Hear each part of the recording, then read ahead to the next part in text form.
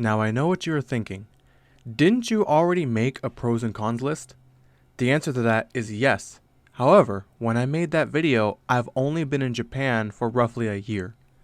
Now, I am almost going on 5 years, and with that, I have a better understanding of Japan. So, it is time to update my list for 2019. So starting off with the pros, I want to talk about housing. You can get a very affordable shoebox-sized apartment for very cheap. And by cheap, I mean the apartment I stayed in last year was only $250 a month. And no, it wasn't in a sketchy area either. It was large enough to fit my single-sized bed and my gaming PC setup, which is very big. What this means is if you truly wanted to and planned your finances right, you can live on your own and afford your living expenses on a part-time job. That is something that just isn't possible in America. Most places below $500 a month drop you into a ghetto or some shady area in America. And oftentimes, if you are young, you'll have to find roommates in order to pay for a decent apartment. Now with that said, let's move on to the next item on our list. Transportation. I love the transportation here. The trains, buses, and planes are completely on point. You can get anywhere you need to via the trains, and they are a very safe alternative to driving on the roads. You also don't have to worry about car maintenance or other fees that might come with owning a car. Now on to point number 3, we have the low cost of living. As mentioned earlier, you can get very affordable housing, which is usually your biggest expense. Combine that with a cheap phone and internet plan, and subtract the fees you would pay from owning a car, and you have a lot more breathing room to enjoy life. Not to mention the cost of food is very low if you are willing to eat like the Japanese. Now point number 4 is a very big one for me. This here is without a doubt the biggest pro and the reason I choose to stay here, and that is medical. Medical is so cheap in comparison to America. During my time studying abroad, my monthly medical insurance bill was around $15 a month. The cost of the bill scales with your income. And since now I roughly make around $2,000 a month, my monthly bill is around $100 a month, which is still very affordable. Whenever I go to the doctor, I usually pay less than $20, and that's including medicine. I have gotten CAT scans for roughly $50 and x-rays for similar prices. Really, you can actually afford to check on the condition of your body without going bankrupt here. It's super amazing, and it's really one of the main reasons why I cannot go back to America. It's the medical system. I just can't go back to the American medical system.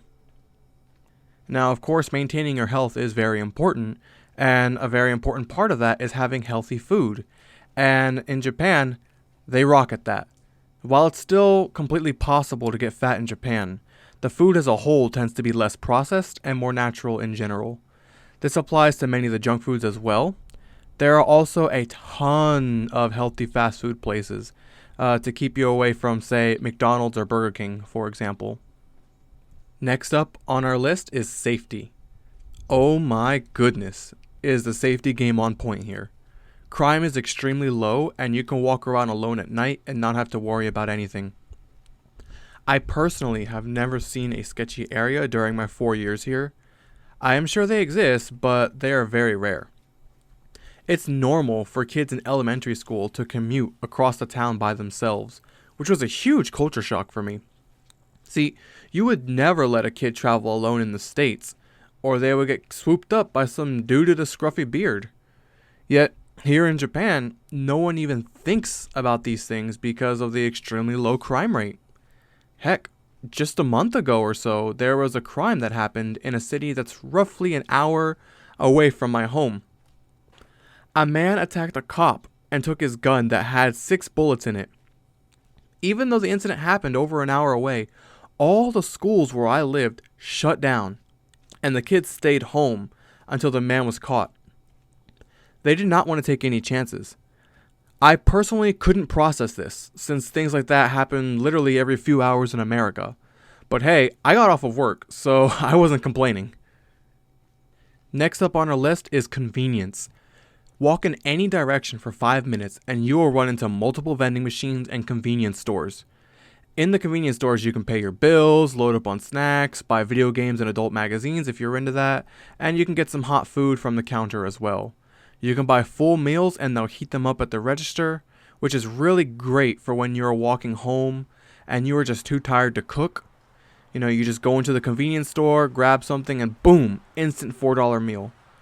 While I do cook at home, I find myself in the convenience stores at least 5 times a week minimum. That's how much I rely on them. And now for the last pro on the list, the Gaijin Card. Now, this isn't a real card, but it's your foreign superpowers. Oftentimes, you'll make mistakes or screw up, and they will just give you a free pass because you're a foreigner and apparently don't know any better. This is a really good thing since you are going to make a ton of mistakes when adjusting to Japanese life. Whether or not you want to abuse this power is completely up to you. You can push it pretty far and get away with a lot of things. That said, I do not advocate taking advantage of it any more than you need to. Being foreign comes with other perks as well. People are naturally going to be drawn towards you, since they do not get many chances to meet a foreigner. This gives you many chances to make friends, practice Japanese, and even meet a special someone. Now, I know what you're thinking.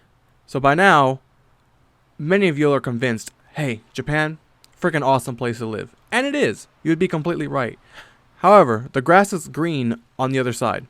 And it's time for me to tell you some of the bad things about Japan. Alright? And we're going to start off with the housing. But wait, didn't you put this as a pro? Yes, I did. However, there are some downsides to the housing. For starters, many landlords will flat out refuse to rent to foreigners.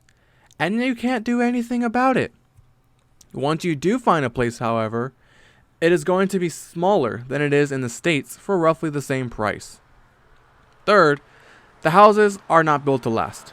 The houses tend to last for around 60 years if I remember correctly, and that's with proper care.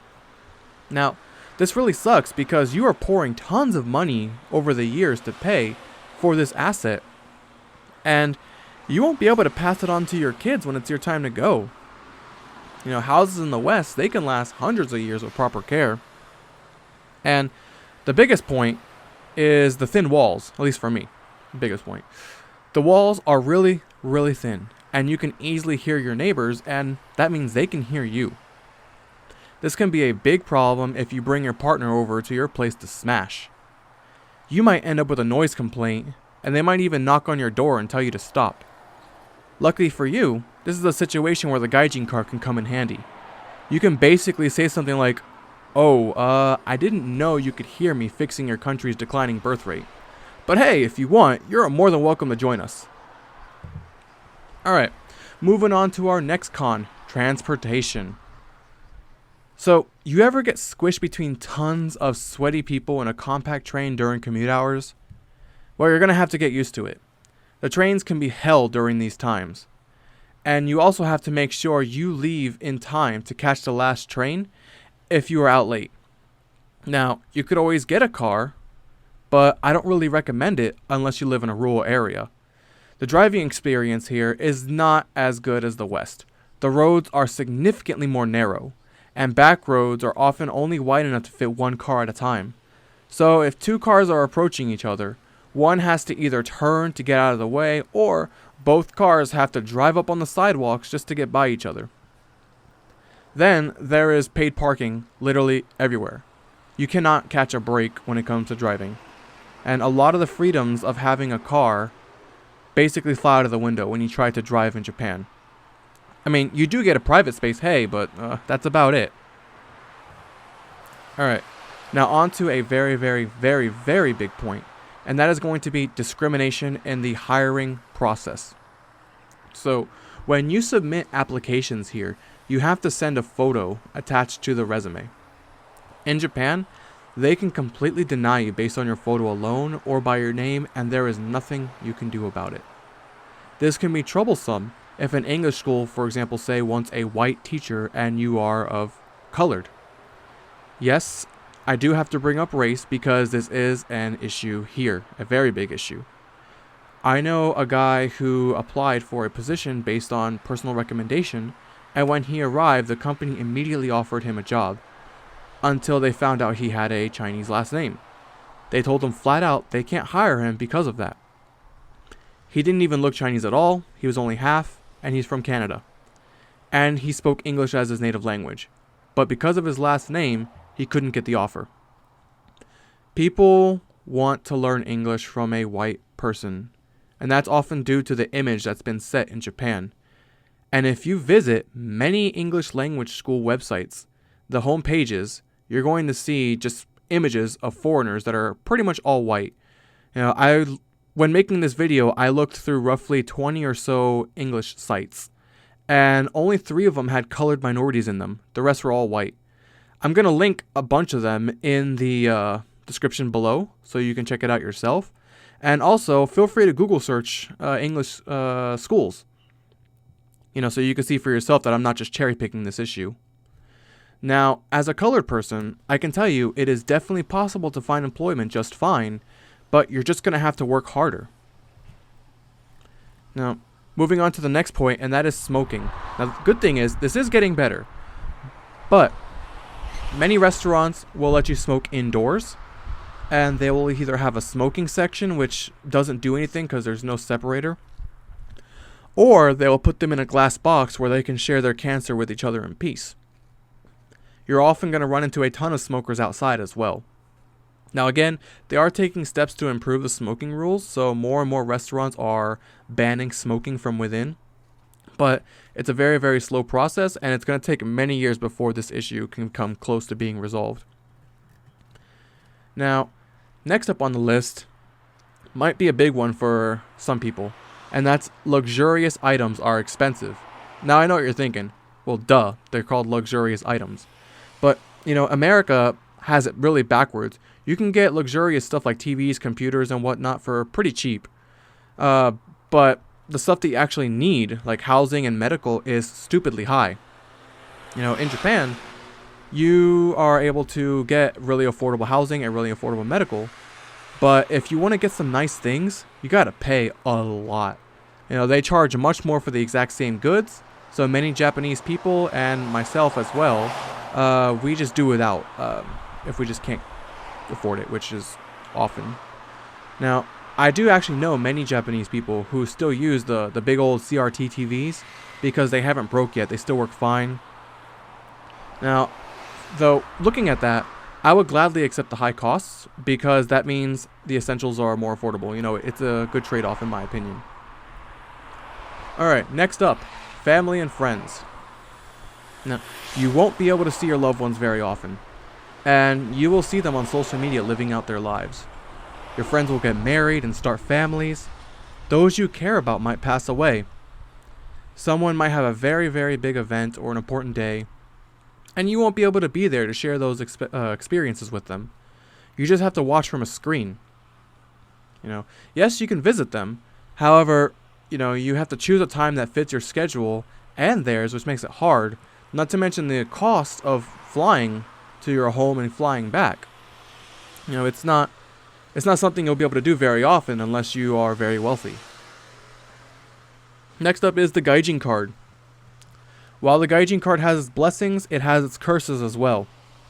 Now, as mentioned earlier, many people will approach you and befriend you, but oftentimes you don't really know if they like you for who you are, or if they like you because you're just a foreigner. Now, yes, reverse yellow fever is here, and it's pretty common. There's a term here called Gaijin Hunter, which describes a woman who does her absolute best to date foreign guys, and oftentimes the goal is to have a foreign, half Japanese baby. And then, depending on the woman, after that she'll vanish, or she'll try to make you marry, etc. It's a pretty complex topic. That's for another day. Anyways, many Japanese will stop talking to you once that foreigner hype wears off. I experience this all the time. Once the hype wears off and they leave, the ones that do stay, they tend to be your actual friends. Though, you're always going to feel like a foreigner, which brings me to my next point, which is never fitting in. You can get fluent, You can assimilate into society, you can get married, start a family, and have a house, but you'll never truly fit in. They'll always look at you as the foreigner, and that will probably never change in your lifetime, my lifetime, maybe in a couple hundred years, but not now. People will look at you and treat you different, especially if they don't know you. Some people will not even bother to give you a chance just because you're foreign. Some people will tell you to leave the country. Some people will take one look at you and run away in fear. This has happened to me actually 3 times so far, and I'm often just walking, minding my own business. Now, you're going to experience this pretty much in almost every country to some degree, but it really does stand out here, in my opinion, much more so than in America. Next up is going to be the salary and the work culture. Now, I've worked at a few companies with very different work cultures. Some will try to overwork you, and I'm talking about working 10 a.m. to 10 p.m. every day level of busy. I've done that. It sucks. Others will hold you to more normal work standards. Now, the company that I'm at now has a pretty good work schedule and no overtime, so I'm very happy there. But one thing my friends and I have noticed is there is very little promotion and salary raises when it comes to teaching English. Now, you could get a master's degree and work in a university for a higher salary, but in my opinion, the amount of debt I would personally pick up from the degree would not really be worth the pay raise. So, your other option would be to change fields to a higher paying job, which requires a very high level of Japanese skills, or you could just manage your money better and enjoy your time in Japan if you aren't planning to stay for the long term. Either way, if you are looking for a good salary with decent work standards, Japan probably isn't the best place to choose. You're better off in the West, in my opinion. Next up, I couldn't figure out the proper name for this, so I'm just going to call it Advanced Japanese Topics. So, you are probably going to get exploited at some point or another by a company. And they do this by using your lack of Japanese in order to take advantage of you and sell higher services. So when you need a service, for example, such as internet, and the company has no English support, which is very, very common, you're kind of at the mercy of what they say. They'll use a very formal Japanese called keigo, which also increases the difficulty. Now, there are ways around this, and it oftentimes depends on you. Like, you can get fluent in Japanese. It takes many years, but, if you do that, then you won't really be exploited anymore. But it takes a long time. Until you reach that point, you're kind of at the mercy of whatever they say. And you could also find a Japanese partner, which is the one that I recommend doing, and have them help you out because it makes your world and life significantly easier. And you also have a partner, who doesn't want that?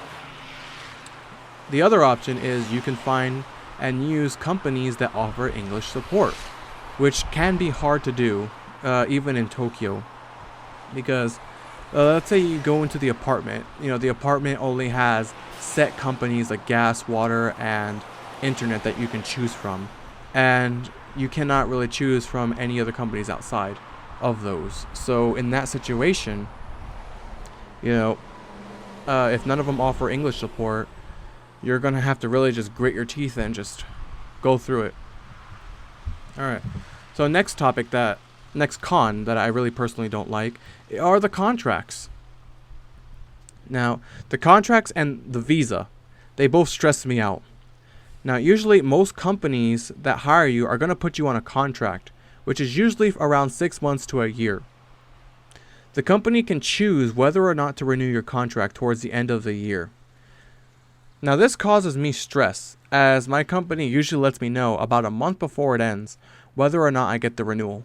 And the hiring season tends to end around March alongside with my contract. So you have a few weeks to find a new job, which is extremely stressful.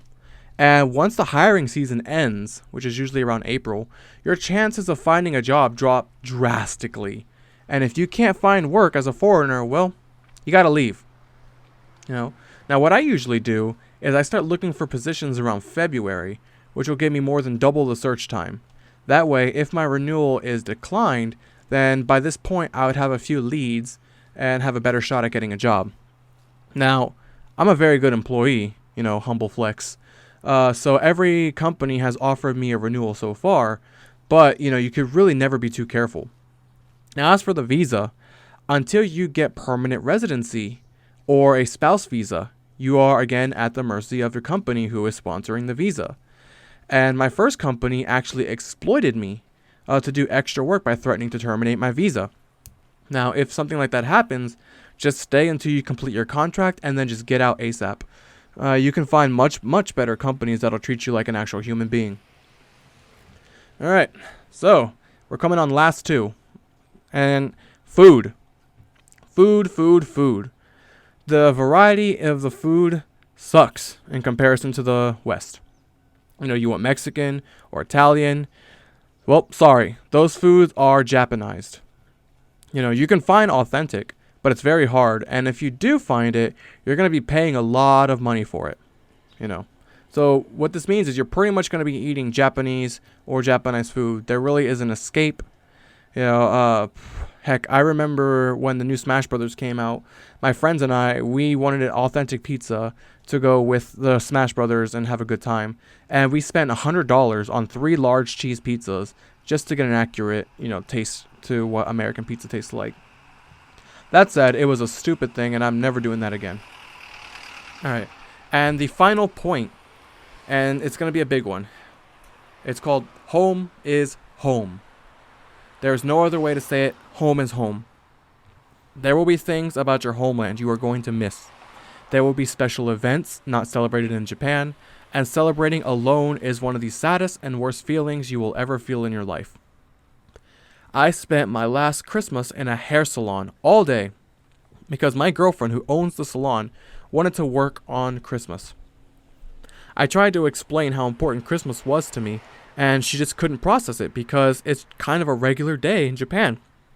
So I went to her salon just so I can be with her for Christmas. It really sucked. It really sucked. And that's just an example. If you have a more niche holiday, if you're from a different country with very uncommon, celebrations, you're going to be celebrating those by yourself, and it's not fun. You can leave your homeland, but at the end of the day, your homeland doesn't leave you. It's stuck with you. And with that, I'm going to end this video. So as a whole, even though there are more cons than there are pros, I still think the pros outweigh them, personally, at least for me. But everyone is different with different priorities. My list is far from complete, and there are many more pros and cons out there. But I hope that I was able to cover the biggest ones from my experience. Now, if you could do me a solid, please subscribe to my channel and share my content with those you know who love Japan. I'm really trying to grow my channel to 1,000 subs by the end of fall, and I cannot do it without your help. I'm going to try my best to post at least 2 videos a week, so be sure to hit that bell icon so you can keep up with my videos. Alright, well, thanks for watching. Please stay hydrated and have yourself a good one. Take care.